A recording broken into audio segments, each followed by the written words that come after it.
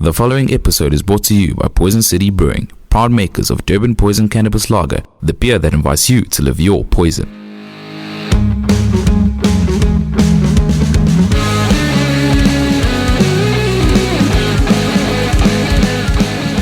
Welcome back to Sludge Underground. I've got with me someone who's been on the podcast with us before, Ryno Theron, and he's going to talk to us a bit about what he's been up to since he was last on the show. So he's just released a new album, and tell us a bit more about it and what you've been up to since.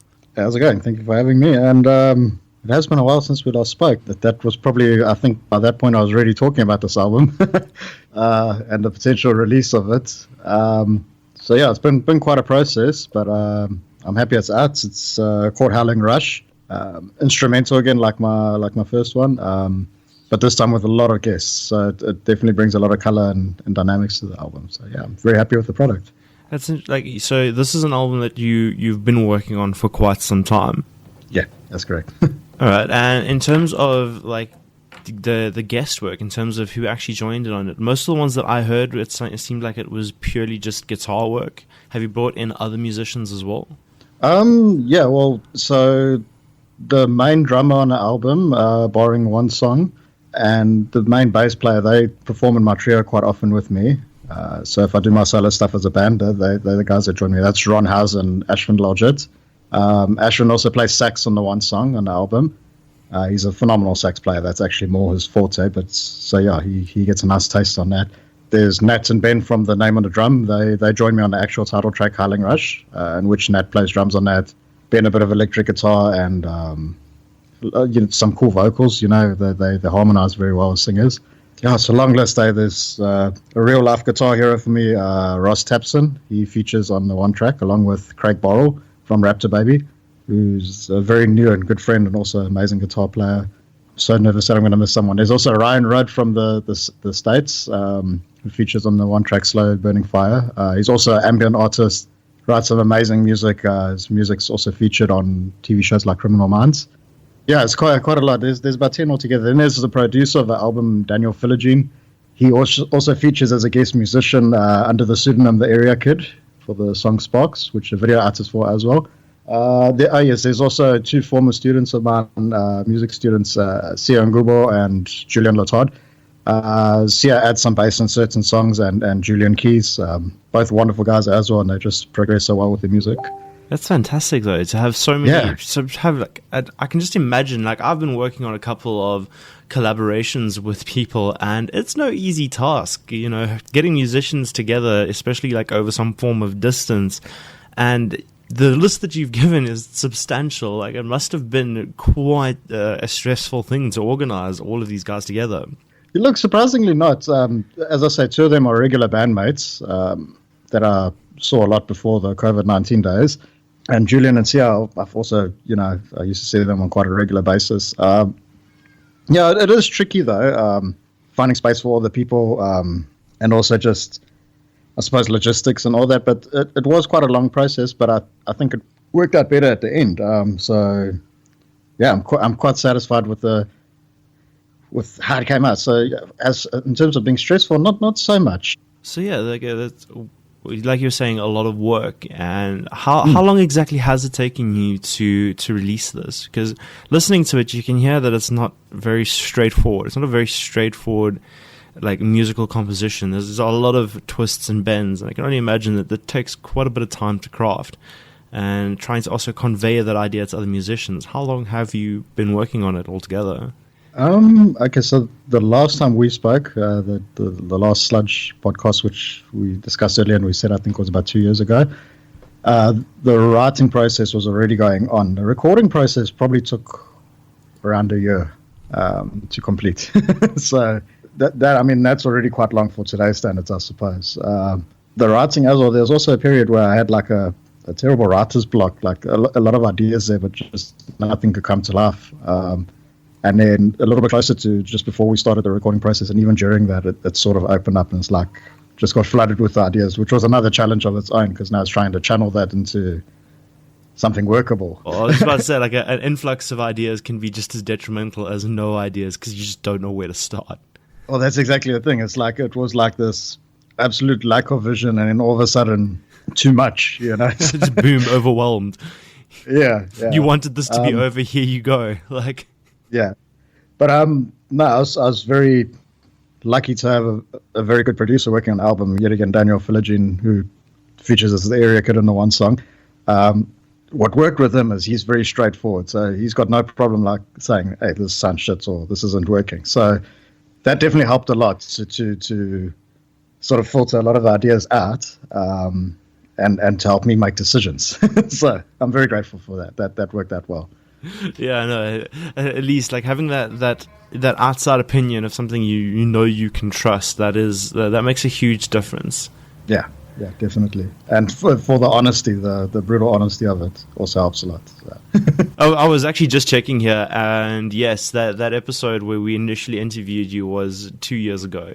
So I'm not sure if it's on the dot. It doesn't actually tell me. I don't think it'll tell me the date without me actually trying to play it by mistake. And I want to wreck the delicate balance of things I've got running here. Yeah, I think the actual recording of that might have been like late December or whatever year that was, and then it came out a bit of time afterwards, like after the holiday season, if I remember correctly. I could be wrong. Something like that. And with your album being released, especially in these times, you're obviously focusing on digital platforms as there isn't much live music going on. What are your plans, one, around the whole lockdown / COVID situation, and in terms of promoting your album as well? Do you have sort of any sort of game plan with that? Or is it something that you've been attempting to do? Okay, well, initially the album was finished a little bit earlier, and I did sort of like a pre-launch tour in February, I think it was, which I went to Howling with the guys from the Name on a Drum yet again. So we'd formed some songs together, and that was like supposed to be the pre-launch, and I had hard copies with me, which sold pretty well actually over that period. So that was the start of it, but then everything obviously hit a major dead end, and obviously first I'd take a bit of time, I suppose, just to mentally sort of accept what's going on in the world and deal with it in my own way as well. But then, through the lockdown period, I thought, no, I'm going to have to push it more digitally. And, you think you do a pretty great job of it your own, but I think one of the best things I did was to get David Oosthuizen on board. Luckily, he was prepared to work with me, and I think that's opened a lot of doors and definitely got my name out there. The dude's amazing. He's so good and efficient, and so I think that was the right move, and I think I'm just going to keep pushing with that and with whatever guidance he might have to push us forward. So maybe more videos, more digital stuff, and hopefully when things start opening up a bit more and stuff, I'd love to get out on stage again because I really love performing. So that's more long term, I suppose, in terms of goals. That's fantastic. I also give a shout out to David Oosthuizen, because the man is probably one of the most organized people I've ever had the pleasure of working with. It's phenomenal, really. He's such a nice guy on top of it all. So yeah, it just makes it such a much more pleasant experience. But yeah, damn, the guy is on fire. No, he knows what he's doing. Now, going sort of back into the album itself, do you have a specific favorite track, or does each song mean something different to you? What would you say is your sort of favorite thing about this album? Is there a sort of a running theme, or is each track unique in its own way? I think they're all unique in their own way, especially with contributions that came from guests, will change a lot of dynamics. And they all obviously have a personal meaning to me, but a track I really enjoy is the one called INS. It's got a lot of the double-handed tapping stuff in it, which I really enjoy playing. And it's, that's a song I think I've played it at every single show I've done as a solo artist or with the band, except for one, if I'm not mistaken. And as you know from the last interview, like I gig a lot. So yeah, you are all over the place. Like yeah, so that song's quite well entrenched in my brain. But even to this day, I still love playing it if I'm warming up, and any guitarist picks up a guitar, your initial noodles, that might be some of the first stuff I play. So yeah, INS is, if I had to choose a favorite, it would probably be that one, personally. Sorry, my brain just went on a completely different tangent now. You're talking about your two-handed tapping stuff, and since the last time we spoke, you ended up with an Elaine Smith guitar. I don't know if you're still using it. I see it in a lot of your videos and a lot of your presentation, a lot of your live shoot videos. Yeah. It seems like a phenomenal instrument. Like, tell us more about that one. Like, it's a gorgeous looking guitar, and honestly, I've been meaning to ask you about this personally. No, it is a beautiful instrument, and it's a wonderful relationship that developed as well. So I do represent the brand. The song Atlas on the album that features Ross Tapson, as I mentioned earlier, and Craig Borrell, they also are as guitar players. We all have different types of endorsements, obviously. But yeah, I was approached by Lane and got invited to come jam at his house and just try out all the different guitars, and I'm very happy with the one that I purchased. It's an amazing instrument. It's actually the one that he suggested originally as well. So like even going through his whole stock or whatever you want to call it that he had at the time, I ended up going with what he thought would be best. Guitar itself, it's a semi-hollow Amaris. That's the actual model. I think it's got the Zebrana wood. I'm not too nerdy on all the different details. The guitar is very South African. Everything from the bridge, which was, I think, made by Ronnie McNamara, and the Red Rock pickups, if I'm not mistaken. But it's spoiled electric guitars for me, to be honest. I've got a lot of guitars that I really love, but yeah, that thing is just something else. So playable. That's the thing with boutique guitars. That they might not be mass produced, but they really are made for the individual player. So that's definitely something to experience. Would you say that guitar has contributed at all to your sound in terms of what you put into your most recent album? Because obviously the writing process was already started before you got that guitar, but did that guitar add sort of anything different to it? Well, on one aspect, every single electric guitar part recorded by me was done with that guitar. So in that aspect, in terms of direct sound, yes.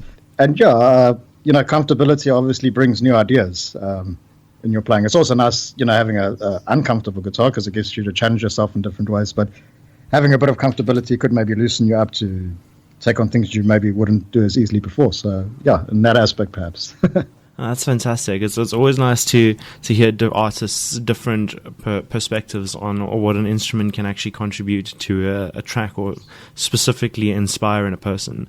I do agree with an instrument being more difficult to play can force you out of your comfort zone, force you to do other things. And then one of the other things I wanted to ask, we've been talking to a lot of the artists about this. We touched on it earlier with the lockdown situation.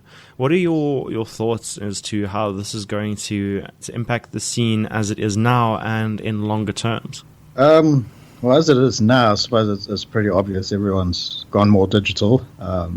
You have to. You got to get a lot more clever. If you're a musician that makes an income or music contributes towards your income, you got to adjust what you do. Certainly had to do that. Hence, getting David involved and guitar lessons that I've actually started doing. Like I used to love giving lessons before, but now I've started taking it on in a more professional capacity, which is very rewarding. But it is something that normally I wouldn't have done before.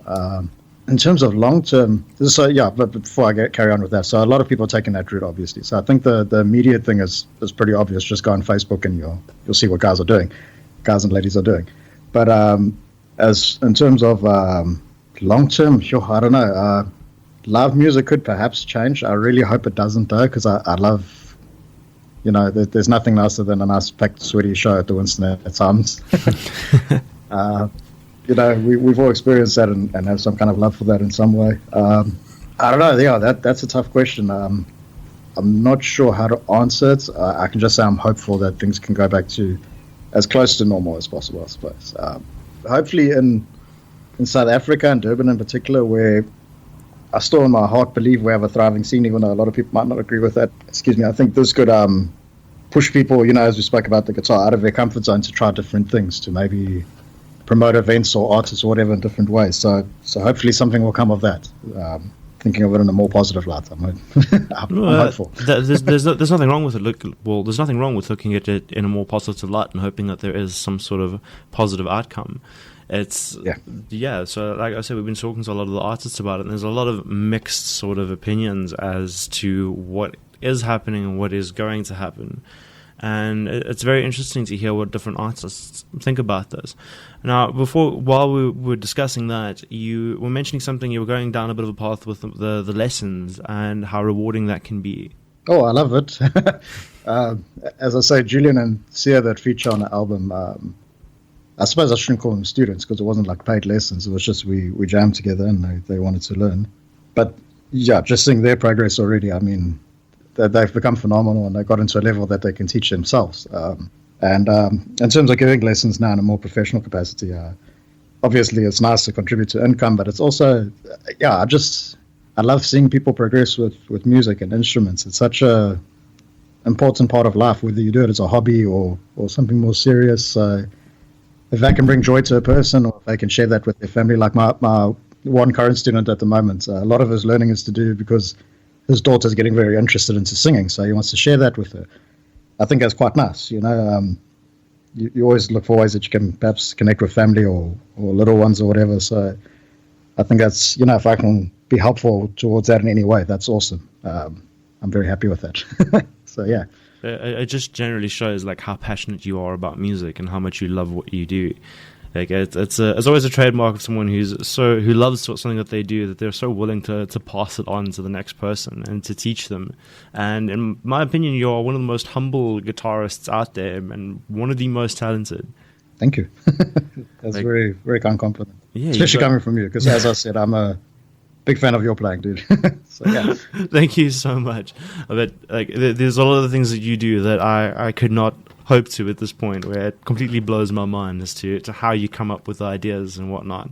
On another note, where can people get in touch with you for lessons? Would they just be able to reach out to you on your social media pages if anyone is listening and is interested in taking up the instrument and potentially learning from one of the most passionate people in the community? Where would they reach out to you? Where could they get hold of you?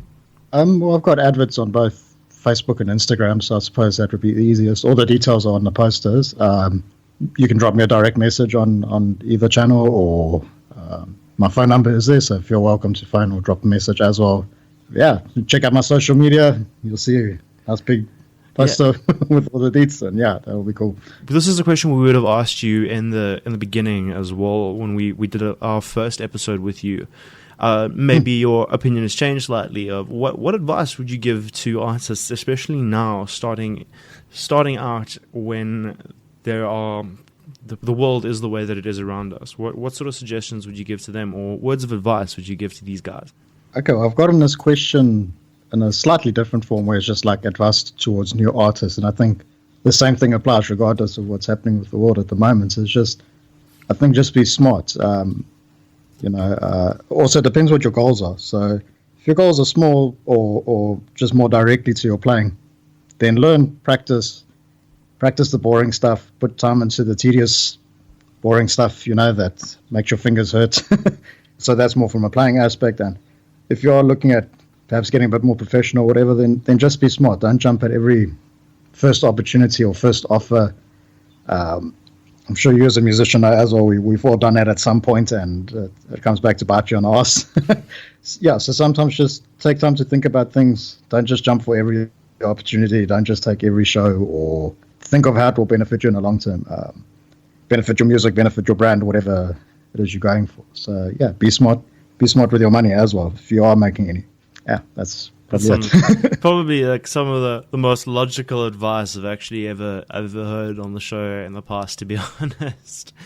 Most of the advice is jump at whatever you can, and it's good to have those two with contrast, of each other. Approach it with reason, like you said. Also keep something in terms of, keep it in mind as to how it could benefit your brand later down the line, or how it could be detrimental to your brand later down the line. That's it, yeah. If I can add to it as well, just be honest with what you do. That if you're trying to write for success or whatever, it just doesn't really ever seem to work. So just do what you do and do it well, and hopefully, yeah. No, that's fantastic.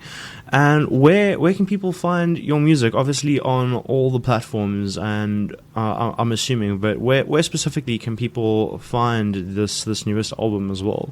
Well, as you say, it is on everything. I suppose everyone's into Spotify now, so Spotify's good. Bandcamp's obviously really good. Artists will always say if you want to go for Bandcamp, but I mean, times are tough now, so if you want to give it a listen, check it out on Spotify. If you're an Apple person, you've got an Apple phone, go for Apple. It is literally available everywhere. So also, if you're keen to just check out singles and stuff, you can check out my YouTube page. It's all under Ryno Music, so... and also, I'm quite active on my Facebook, so there'll always be links and stuff there. Hyperfollow links and everything. So, yeah, follow Ryno Music, and you'll get your stuff. There's something else that I wanted to touch on as well. You are, if I'm not mistaken, you have merch now as well. Yes, it's through Pins and Knuckles. And yet again, links are on my Facebook and I think Instagram for that, if I'm not mistaken. So yeah, there's a shirt available. Thank you for mentioning that. Yeah. So check that out as well if you're keen.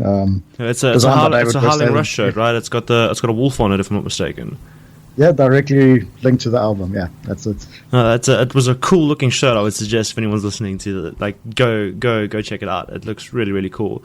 And then one more thing on the lines of merch as well is, do you still have physical copies of the album, and would people be able to hit you up in the same vein as applying for or looking for merch? I do still have physical copies, and before things went down like they were, I was actually going to make more because it's for some reason I sell physical copies at shows. It's always been that way. I'm not too sure why, but so there are physical copies. If you can drop me a direct message or anything like that, and I will try and make a plan. We can try ship it off to you or sort something out. I'm sure we can work something out. The physical copies came out really nice. I'm quite happy with how they look. So yeah. No, that's fantastic. We'll also try and include some photographs of the merch as well when we put up the episode as well, just so people can get an idea of what it looks like. Oh, thank you. Yeah, that would be awesome. And once again, also like touching on the point of how long it's been since we last spoke to you, one of the questions we would have asked you is what shows would have stood out to you, and are there any particular shows within the last 2 years since we last spoke to you? Is there any sort of experience as a musician that has stood out particularly since the last time that we spoke about this? Yeah, I do a lot of shows, and a lot of them are memorable. But yeah, there are a few. I play at a place called Sakane quite regularly, which is a title song, title track for one of the albums. What am I saying? I'm talking like an idiot. Yeah. It's one of the songs on the album. It's the last song actually, called Sakane. So every time I play there, it's a really amazing experience. The last Gauteng tour I had to cancel the show, unfortunately, because the weather was just horrendous, along with load shedding issues and everything that was going on at the time. But yeah, the two main shows I've done at Sakane were both absolutely amazing. Awesome audience, awesome community, and a lot of gratitude to them in terms of influences and everything that's come through on the album, including the artwork, which is done by the owner of a place called Wolf & Co., which I play at there quite often. He designed the album cover for me, by the way. So all that cool wolf stuff and everything that you're talking about, that's his work. He goes by the name Spiwe Gibber. So yeah, awesome guy. It's actually interesting how all these like things have come together for you, like in terms of how many people have come together and brought so many things to like your fold. It's actually really inspirational. It's crazy, dude. Like, there's just so many awesome people out there. But you know what? Talk to people when you meet them. Try to get to know them and connect. I suppose that's really what it is. But like, let it be a genuine connection, you know. And that's what happened. As I say, that place there. In terms of memories, that's definitely. It's just always memorable being there. As I say, the last show in February when I was on tour there, we didn't even get to do the show, but my wife and I still hung out with Spiwe like most of the day. Just, you know, he was trying his best to make it happen, but it just wasn't going to happen with the weather and the power and everything. But yeah, as you know, he's a friend, so it ended up being a good visit anyway while we were in the area, which was great. So yeah, but yeah, credit to him, that artwork, which has gotten very, very, very good feedback, by the way. I'm very grateful for that. But he takes credit for that because that's his amazing work. So yeah, that's fantastic, and that's also a piece of advice that artists can take. Of, you know, make genuine connections with people. You know, don't basically come across as just wanting something from them. Try your absolute best to genuinely care about what is going on around you and your community, and yeah, things will happen. Yeah, I agree with that. Definitely, long-lasting friendships will always go further, you know. Plus, it's just you meet cool people. I mean, who wouldn't want that, you know?